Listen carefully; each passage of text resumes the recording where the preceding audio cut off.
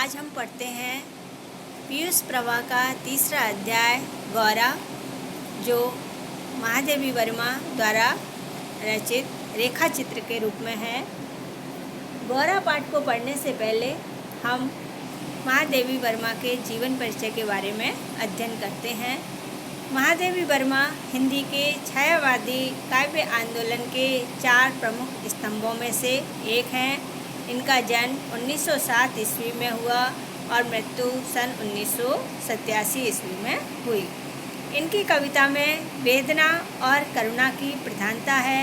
इन्हें आधुनिक युग की मीरा भी कहा जाता है।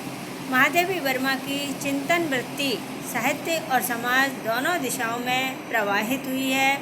उनका व्यक्तित्व सरलता, उदारता, संवेदनशीलता, आत्मीयता एवं सात्विकता से ओतप्रोत है। उन्होंने हिंदी संस्मरण और रेखाचित्र विधा को अप्रतिम ऊंचाई दी है। महादेवी वर्मा का गद्य भाव एवं भाषा की दृष्टि से अनुपम है। उनकी प्रमुख रचनाएं इस प्रकार हैं। उनके कविता संग्रह हैं निहार, रश्मि, नीरजा, सांध्यगीत, दीपशिखा, यामा आदि। उनके संस्मरण एवं रेखाचित्र हैं अतीत के चलचित्र और स्मृति की रेखाएं, पथ के साथी, मेरा परिवार। निबंध संग्रह हैं श्रृंखला की कड़ियाँ, साहित्यकार की आस्था एवं अन्य निबंध हैं। पाठ का सार पढ़ने से पहले हम थोड़ा पाठ परिचय पढ़ते हैं। गौरा रेखा चित्र में गाय के आंतरिक एवं बाह्य सौंदर्य के साथ मानवीय संवेदना का रेखांकन है। इसमें गाय का घर में आगमन, स्वागत, लेखिका के ममत्व, रोचक वातावरण एवं गाय के प्रेम को कलात्मक ढंग से प्रस्तुत किया गया है। गौरा गाय के स्वभाव एवं क्रियाकलापों के अंकन में लेखिका ने चित्रात्मक भाषा, बिंब प्रधान शैली और प्रतीकात्मक शिल्प का प्रयोग किया है। महादेवी जी ने अंतिम वाक्य कहा है, आहा मेरा गोपालक देश, अर्थात मेरा गाय को पालने वाला देश।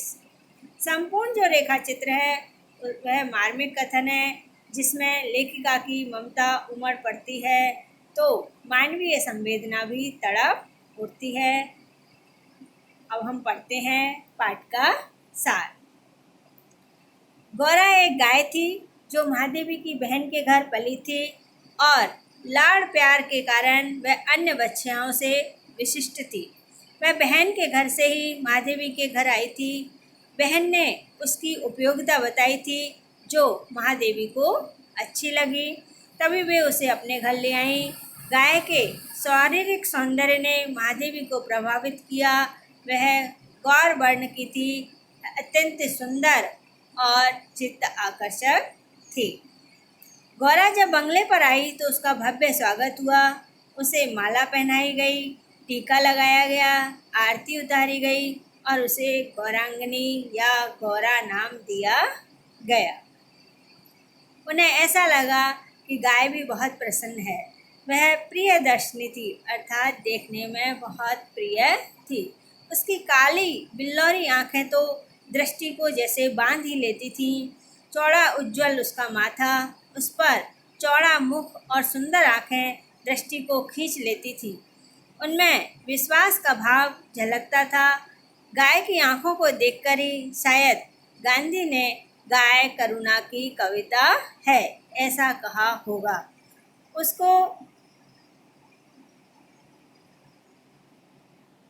उसकी जो अलस मंथर गति अर्थात धीरे धीरे चलने की जो चाल थी बड़ी आकर्षक थी। कुछ ही समय में वह हम सब में हिलमिल गई थी। पशु पक्षी भी उसके पास खेलते रहते। उसके कोई पेट और पैरों के बीच में खेलता। पक्षी उसकी पीठ पर बैठ जाते पर वह शांत खड़ी रहती। वह उनके संपर्क सुख का आनंद लेती। सभी को वह आवाज़ और पैरों की आहट से पहचान लेती थी। महादेवी की मोटर की ध्वनि सुनकर वाह वाह की ध्वनि से पुकारने लगती। थोड़ी देर कुछ खाने की प्रतीक्षा के बाद घर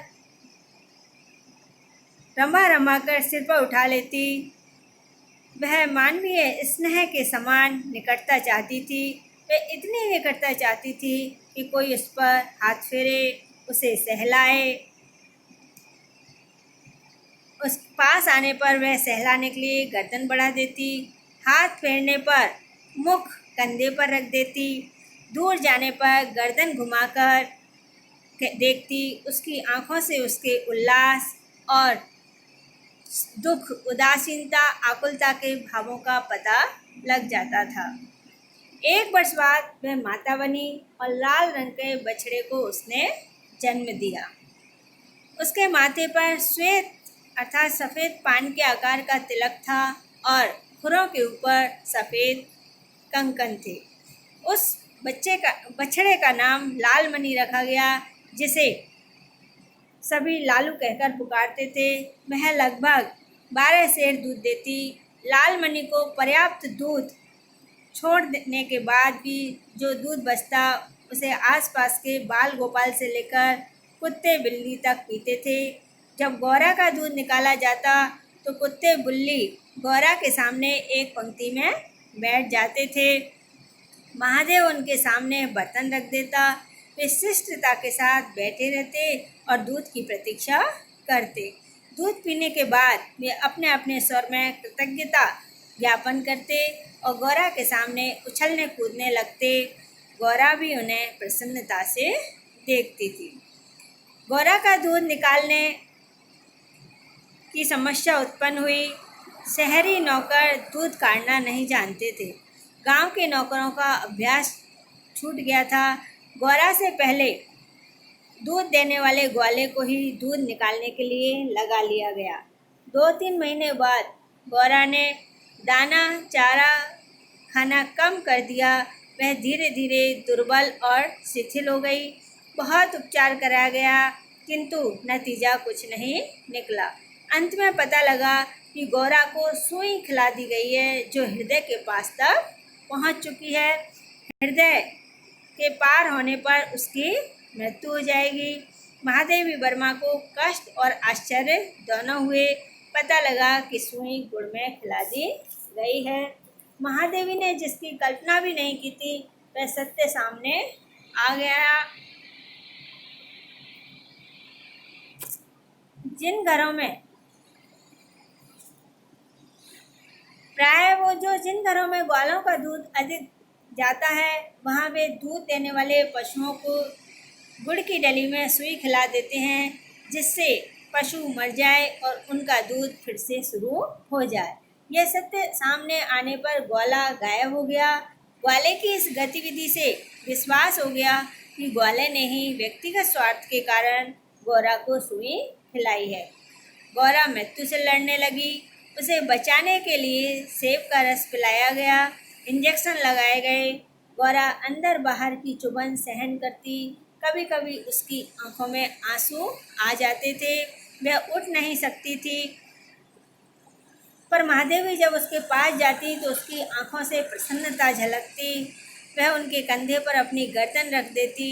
लाल मणि को माँ की बीमारी का पता नहीं था। उसे दूसरी गाय का दूध पिलाया जाता। मौका मिलने पर वह माँ के पास जाता और सिर मारकर उसे उठाने का प्रयत्न करता। ऐसी सुंदर गाय की ऐसी निर्मम मृत्यु होगी, यह सोचकर महादेवी उनके अंत का अनुमान लगा लिया। वे चाहती थीं कि उसके अंत समय में वे गौरा के पास ही रहें, इसलिए रात में भी वे उसे देखने जाती। एक दिन ब्रह्म मुहूर्त में 4 बजे वे उसके पास गईं। उसने अपना सिर उनके कंधे पर रखा और वह पत्थर जैसा भारी होकर जमीन पर खिसक गया। उसके प्राण निकल गए।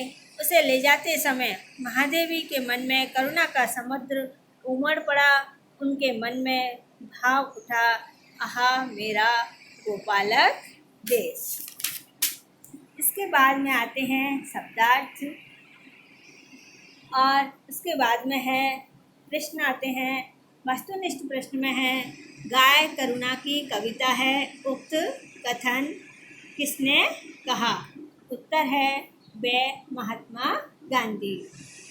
दूसरा प्रश्न है, गौरा की मृत्यु हुई। उत्तर है सुई खिलाने से। अति लघुतरात्मक प्रश्न, गौरा के पुत्र का क्या नाम रखा गया।